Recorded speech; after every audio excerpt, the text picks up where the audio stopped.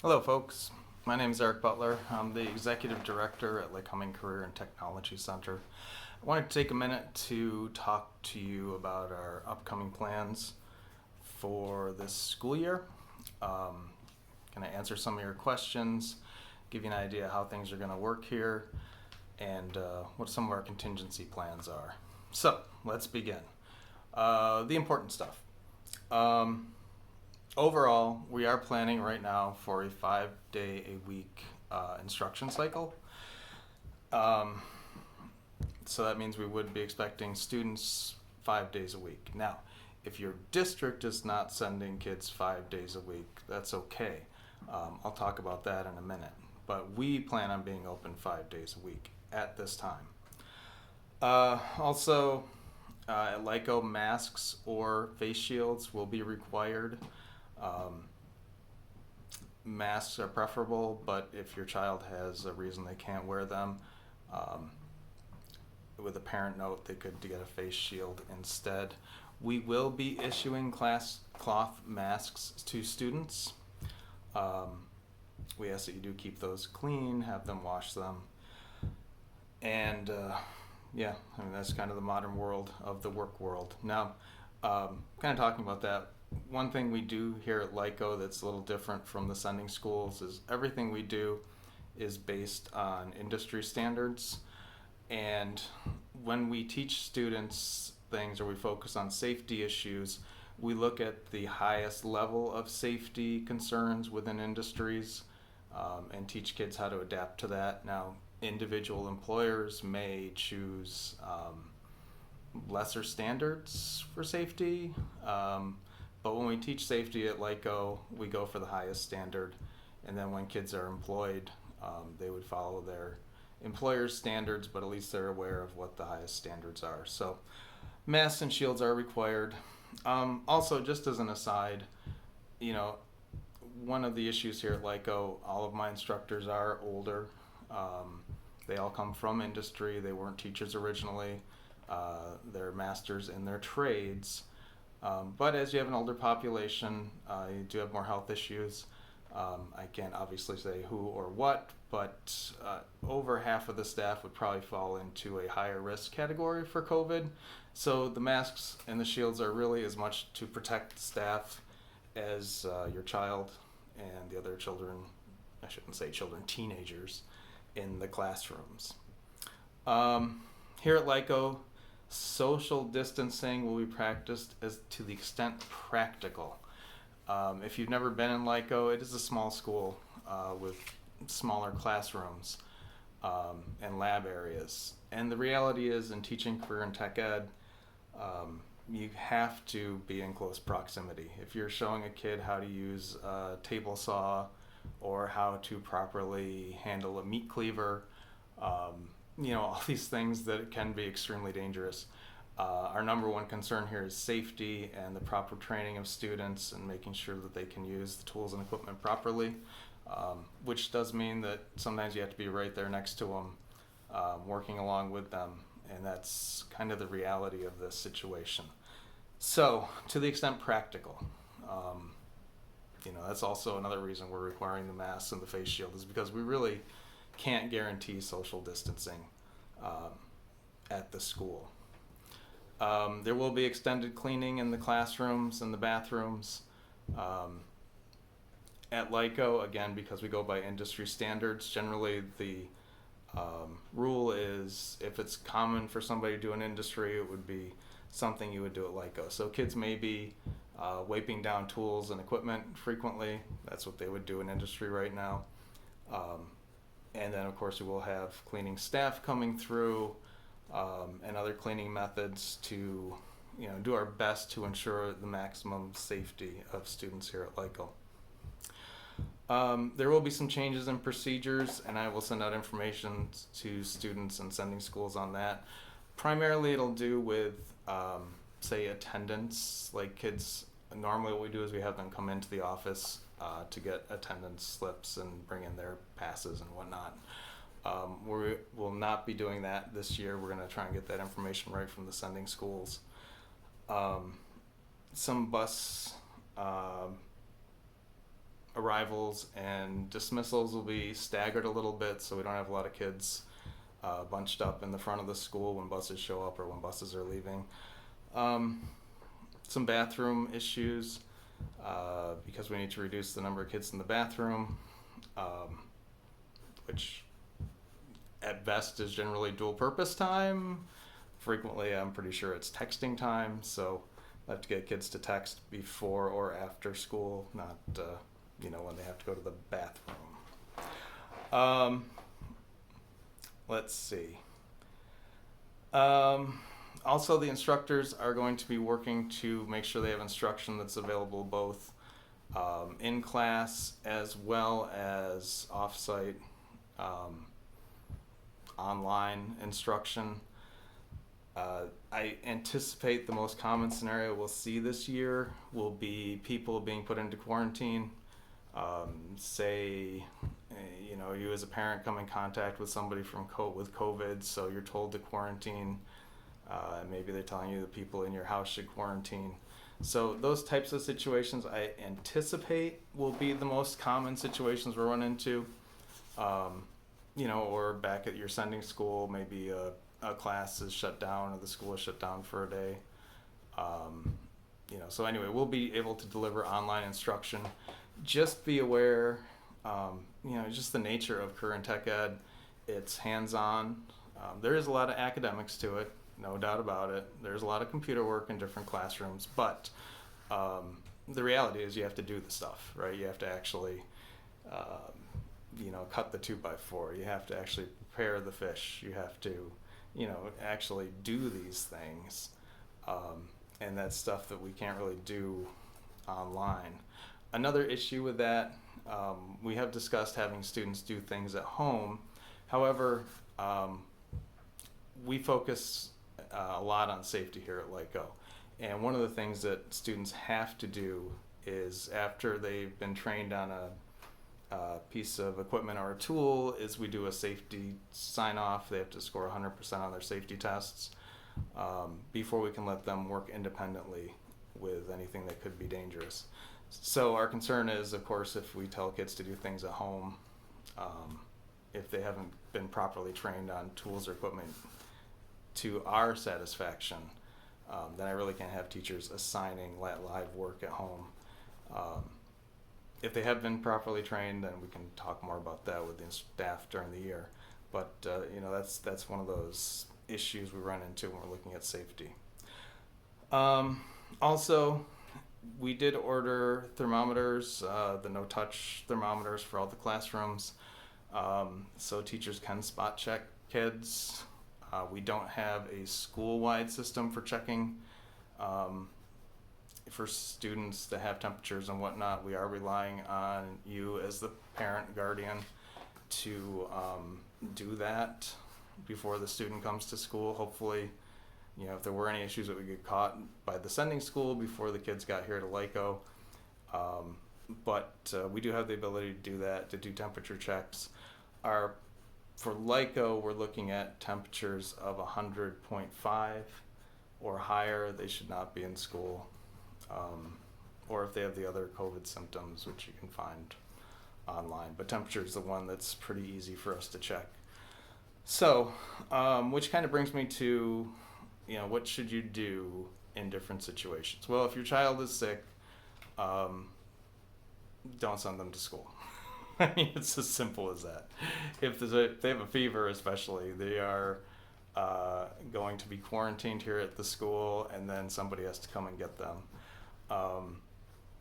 So if somebody's sick, where in the past you would have said, suck it up, get to school. We do ask that this 1 year, you do not send them to school in those situations, just for the safety of everybody here. So that's one thing you need to be aware of. Second thing, just an FYI, LyCo, Lycoming Career and Technology Center, actually is a separate entity from each of our sending school districts. We're operated by all 5 districts, and we also take students from Benton.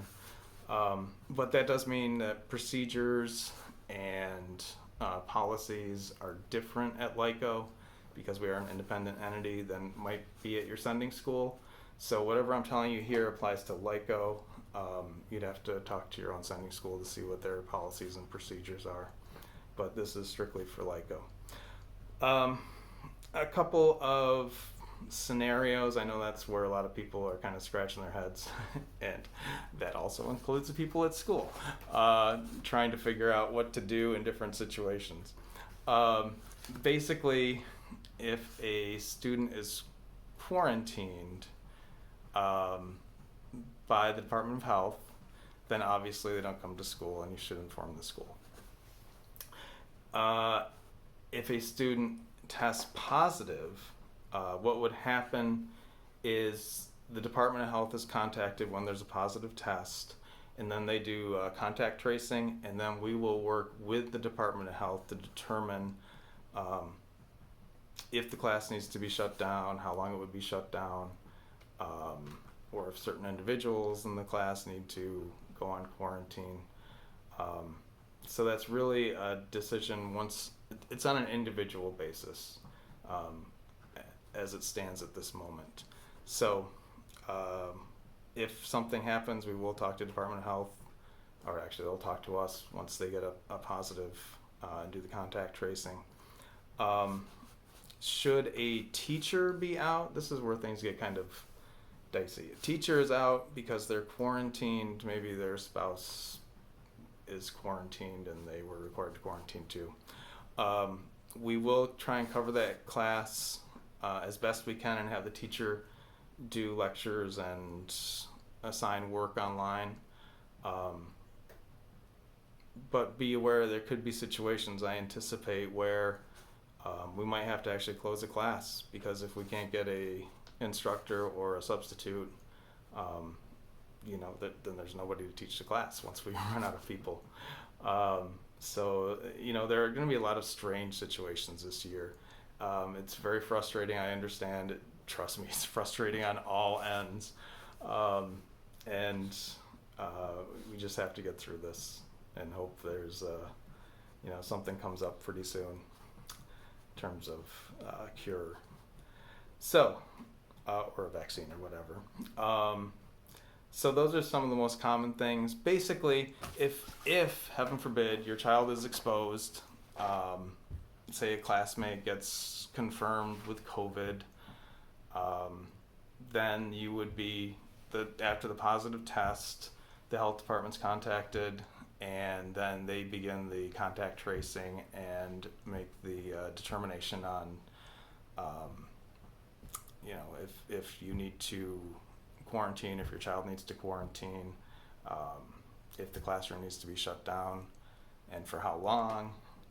Obviously, if there's more than one case, then we have to start looking at, is there a cluster, and that'd probably be an extended shutdown. So be aware of those things. Other things, just an FYI, here at LyCO, we actually lease our facility from the East Lycoming School District, and we use their school nurse as our LyCO nurse. So on this year, if we have a situation where East Lycoming is closed for a weather emergency or whatever, we would probably have to close school because we wouldn't have access to a school nurse on those days. So there could be situations that would pop up where we end up closing, not because something here at LyCO is wrong, but something is going on at our districts. Also, obviously, if we go from green into other phases, we could end up closing for an extended period of time, just like the sending districts.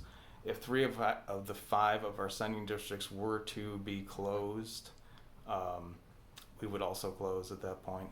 So that's where we stand at the moment. I wish I could give you more information. We are working through our plans and procedures as we speak, guidance from many different organizations, the state, the federal government, the CDC, medical groups comes in almost daily. So we're kind of doing things on the fly a bit still, because we're still getting so much information and so much guidance. I think the most important thing is to just realize it is going to be a very strange year. It won't be normal. Even being back here 5 days a week, it's still not normal like the kids, like everybody here wishes it could be. And we just have to get through it. So, if you have any questions, certainly you can give me a call or email me. The phone number here at LyCO is 570-584-2300. My email here at LyCO is ebutler, all one word, at LycoCTC, like Lycoming Career and Technology Center, LycoCTC, all one word, .org. So certainly you can feel free to give me a contact if you're concerned, or during the year if something comes up, or if you want to talk to your student's instructor. Again, we'll do the best we can. One thing about LyCO that's a little different than the sending schools is, just by the nature of what we do, we always deal with a higher level of danger than the sending schools. It's inherently more dangerous to be sitting in building construction and using all those power tools than it is to be sitting in a math class. So we have lots of experience at mitigating risk, at risk awareness, and doing what we can to avoid risk. But anything, it's like teaching your child how to drive. They can sit through, they can watch the videos, you can go out on the road with them, but eventually they have to get their license and do it on their own, and we all know that first year is challenging. And you do everything you can to mitigate the risk, and that's what we do here at LyCO. I can't guarantee that the risk will be gone at all. There's always a risk. But I can tell you that we will do our best to the extent possible, to reduce the risk as much as we possibly can. With that, as I said, if you have questions, feel free to contact me. One last thing. If you are a parent who has chosen to do most of the schools have an online option, an online academy of some sort where they do their academics online.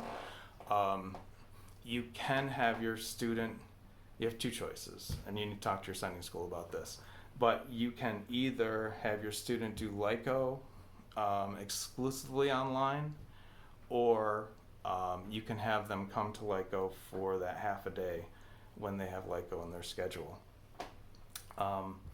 Let me just talk about the two different options.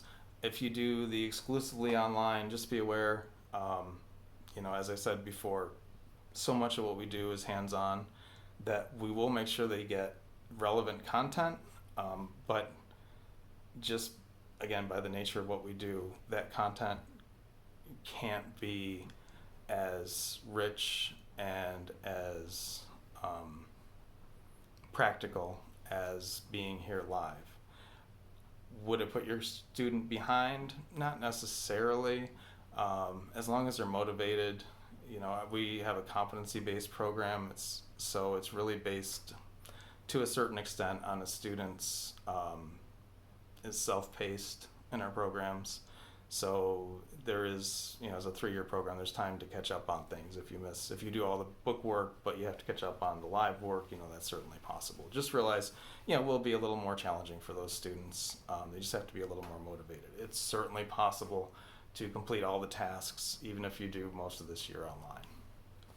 Just be aware, though, that it does mean more work later on for the student to get through those tasks. If a student does choose to come to LyCO, when they're here, they'll be in a smaller cohort. Most of our classes run 20-ish students, some less, a few more, but right around there. So for 2 hours a day, they do the same group of students. But, that is still 20 students. It's not like an entire school full of people. We have a small parking lot. I can fit about 20 extra cars out there. So if you have a student that wants to drive to school, they're doing the online back at their sending school, but they want to come to Lyco for the live part, we can issue about 20 parking passes per session. So be aware of that, or you could certainly drop your child off at Lyco. All right, well, that covers my list of items to discuss. If things change, I will put another video up, and I would anticipate there will be some changes before we start the school year. And if you've been reading the paper, you see all kinds of things going on, and we're going to watch what happens in other states that are starting before us. Obviously, that'll give us some idea of what our challenges are actually going to be. We don't know at this point. So I will be watching closely to see what happens in other states and what issues they run into, because that would give us a good indicator of what problems we might be looking at in the future. Anyway, again, if you have any questions, give me a call. Thank you very much, and we look forward to seeing your kids. Thanks.